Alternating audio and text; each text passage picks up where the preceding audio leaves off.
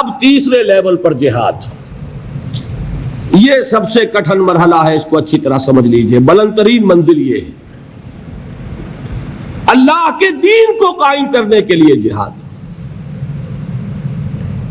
میں ذرا چونکہ بات مختصر کر رہا ہوں، پھر کبھی وقت ہوگا تو اس میں تفصیل کا خاکہ بھروں گا، آج خاکہ مکمل کر دینا چاہتا ہوں۔ میں نے جیسے آپ کو بتایا کہ پہلی منزل پر 3 جہاد ہے، ایسے ہی دوسری پر بھی 3 ہے، لیکن میں اس وقت بیان نہیں کر رہا۔ دوسری منزل کا جہاد سمجھ لیجئے، اس کے 3 جو درجے ہیں وہ بعد میں بیان کروں گا۔ اسی طرح تیسری منزل کے جہاد کو اصلاً سمجھ لیجئے، تیسری منزل کا جہاد کیا ہے؟ اللہ کی حکومت قائم کرنے کے لیے جہاد، اللہ کے نظام کو برپا کرنے کے لیے جہاد، اللہ کے دین کے غلبے کے لیے جہاد۔ یہ جہاد سب سے کٹھن ہے، کیوں؟ اللہ کے نظام کو قائم کرنے کے لیے پہلے جو نظام قائم ہے اسے ہٹانا پڑتا ہے، یا 2 نظام رہ سکتے ہیں۔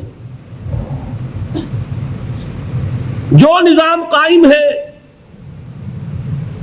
اس میں کچھ لوگوں کے مفادات ہیں، کچھ لوگوں کی چودراہٹیں ہیں، کچھ لوگوں کی قیادتیں ہیں، کچھ لوگوں کی مسندیں ہیں، کچھ لوگوں کا ویسٹڈ انٹرسٹ ہے، کچھ لوگوں کے مفادات وابستہ ہیں۔ کیا وہ برداشت کریں گے کہ وہ نظام ہٹا دیا جائے؟ اچھی طرح سمجھیے، جاگیرداری نظام ختم ہو جائے، جاگیردار کو پسند ہوگا؟ سرمایہ دارانہ نظام ختم ہو جائے، سرمایہ دار اسے پسند کرے گا؟ زمینداری نظام ختم ہو جائے، زمیندار اس کی اجازت دے گا؟ بادشاہی نظام ختم ہو جائے، بادشاہ اس کو پسند کرے گا؟ سوچ لیجئے، جب نہیں کرے گا تو مطلب کیا ہے؟ یہاں تصادم شدید ترین ہوگا۔ تصادم تو ہر مرحلے پر ہے، نفس سے بھی تصادم کرنا پڑا، نظریاتی تصادم دوسرے مرحلے پر کرنا پڑا، خیالات کا تصادم، نظریات کا تصادم، دلیل کا تصادم، برہان کا تصادم۔ یہاں تصادم فزیکل تصادم ہوگا، جسمانی تصادم ہوگا، فزیکل کولیژن، طاقت کا طاقت کے ساتھ ٹکراؤ، اس لیے کہ یہاں معاملہ ہے مفادات کا۔ ابلیس کی مجلس شورا اقبال کی نظموں میں، اردو کلام میں میرے نزدیک ایک اعتبار سے ٹاپ پر ہے، ایک اعتبار سے کیفیات اور احساسات اور تخیلات، اس کے اعتبار سے اقبال کا کلائمیکس جو ہے اردو کی نظموں میں وہ بال جبریل میں ہے، ذوق و شوق۔ لیکن اقبال کا میسج کیا تھا، امت کے نام پیغام کیا تھا، اس اعتبار سے ابلیس کی مجلس شورا اور مغان حجاز میں اس نے جس طریقے سے اپنے نظریات پیش کیے، ابلیس سے کہلواتا ہے الحذر، آئین پیغمبر سے 100 بار الحذر، حافظ ناموس زن مرد آزما مرد آفرین، موت کا پیغام ہر نوع غلامی کے لیے، نہ کوئی فغفور و خاقہ نہ گدائے رہنشین، فغفور و خاقہ نہ گدائے رہنشین۔ اس سے بڑھ کر اور کیا فکر و عمل کا انقلاب، بادشاہوں کی نہیں اللہ کی ہے یہ زمین، کرتا ہے دولت کو ہر آلودگی سے پاک و صاف، اور منعموں کو مال و دولت کا بناتا ہے امین۔ اسی نظم میں ابلیس اپنے جو حواری ہیں انہیں کہتا ہے نظام کہنا کے پاس مانو یہ معرض انقلاب میں ہے، ہوش میں آؤ، اپنے اس نظام کی حفاظت کرو۔ There is a threat to your system. Your system will be overturned. اور جب نظام بدل جائے گا تو تمہارے مفادات کہاں رہ جائیں گے؟ Gird up your loins, join hands، ہمتوں کو جمع کرو، اس انقلابی آندھی کا مقابلہ کرو۔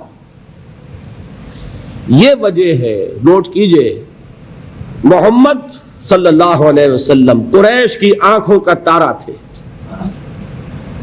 محمد صلی اللہ علیہ وسلم، ان کو الصادق اور الامین کس نے کہا تھا؟ قریش نے۔ اگر محمد الرسول اللہ صرف واعظ کہتے رہتے تو اتنی مخالفت نہ ہوتی. محمد الرسول اللہ صلی اللہ علیہ وسلم نے فرمایا مجھے واعظ نہ سمجھنا، میں عدل قائم کرنے آیا ہوں. فَلِذَلِكَ فَادْعُ وَاسْتَقِمْ كَمَا أُمِرْتَ وَلَا تَتَّبِعْ أَهْوَاءَهُمْ وَقُلْ آمَنْتُ بِمَا أَنزَلَ اللَّهُ مِنْ كِتَابٍ وَأُمِرْتُ لِأَعْدِلَ بَيْنَكُمْ. میں ظلم کا خاتمہ کرنے آیا ہوں، عدل کو قائم کرنے آیا ہوں. لہذا جو اپنے حق سے زائد لے رہے تھے وہ ٹھنڈے پیٹوں برداشت کر سکتے. اچھی طرح سمجھ لیجئے یہ تھی مخالفت کی سبب. یہ ایک انقلابی جد و جہد تھی محمد الرسول اللہ صلی اللہ علیہ وسلم نے جس کے ذریعے سے انقلاب برپا کیا. یہاں جو جہاد ہے اس کے 3 مرحلے ہیں، وہ میں پھر کسی وقت بیان کروں گا تفصیلاً. اس کا آخری مرحلہ یہ ہے کہ جان ہتھیلی پر رکھ کر میدان میں آنا پڑے گا. یہ دین اس کے بغیر غالب نہیں ہو سکتا، قائم نہیں ہو سکتا. میٹھے میٹھے وعظوں سے، ٹھنڈی ٹھنڈی تبلیغ سے، کتابوں کے لکھنے سے، مقالے تحریر کرنے سے بات پھیل سکتی ہے، غالب نہیں ہو سکتی. تبلیغ ہو سکتی ہے، اقامت نہیں ہو سکتی. اس کے لیے 2 تقاضے پورے کرنے پڑیں گے. ایک ڈسپلنڈ جماعت، ڈیڈیکیٹڈ جماعت، تن من دھن دینے والے لوگوں پر مشتمل جماعت، اور وہ جو حکم سنے اور مانے، حکم سنے اور اطاعت کرے. اور وہ جماعت تصادم کے مختلف مرحلوں سے گزر کر باضابطہ جب تک کہ جان دینے کے لیے تیار ہو کر سر سے کفن باندھ کر میدان میں نہیں آئے گی، دین غالب نہیں ہوگا. باتیں بہت خطرناک محسوس ہو رہی ہوں گی آپ کو، لیکن بات سمجھیے اس کا کیا، کہاں پر کیا صورت ہوگی، کیا شکل ہوگی، یہ علیحدہ بات ہے. اصولاً پہلے جان لیجئے کوئی انقلاب دنیا میں نہیں آیا اس کے بغیر. کوئی پودا اپنی جگہ نہیں چھوڑتا جب تک کہ خوب جھنجھوڑ کر اس کو آپ کھینچے نہیں. کوئی نظام اپنی جگہ چھوڑنے کو تیار نہیں ہوگا جب تک کہ اس کو بے قبول سے اکھاڑا نہ جائے. اور اس کے ساتھ جس کے مفادات وابستہ ہے وہ اپنا ایڑی چوٹی کا زور لگائیں گے آپ کی مخالفت میں. یہ تصادم جب اس شکل میں آتا ہے جس کا نام قتال ہے، جنگ ہے، آرم کانفلکٹ، مسلح تصادم، جو شروع ہوا غزوہ بدر سے اور عرب کی حد تک ختم ہو گیا غزوہ حنین پر، 6 سال تک وہ مسلح تصادم جاری رہا ہے، تب اللہ کا دین غالب ہوا ہے. مجرد تبلیغ سے نہیں. تبلیغ سے جماعت تیار ہوئی، تربیت سے، تزکیے سے وہ صحابہ کرام کی قوت فراہم ہوئی. دعوت، تبلیغ، تربیت، تزکیہ، یہ سب بذریعہ قرآن حاصل حزب اللہ، اللہ کی جماعت. اور اس جماعت نے پھر تصادم، 3 لفظ سن لیجئے، تشریح بعد میں کروں گا کبھی. Passive resistance, active resistance, armed conflict. کسی بھی انقلابی تصادم کے یہ 3 مراحل ہوتے ہیں.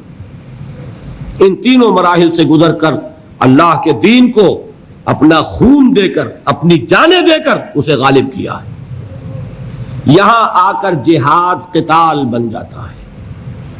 وَلَقَدْ يَسَّرْنَا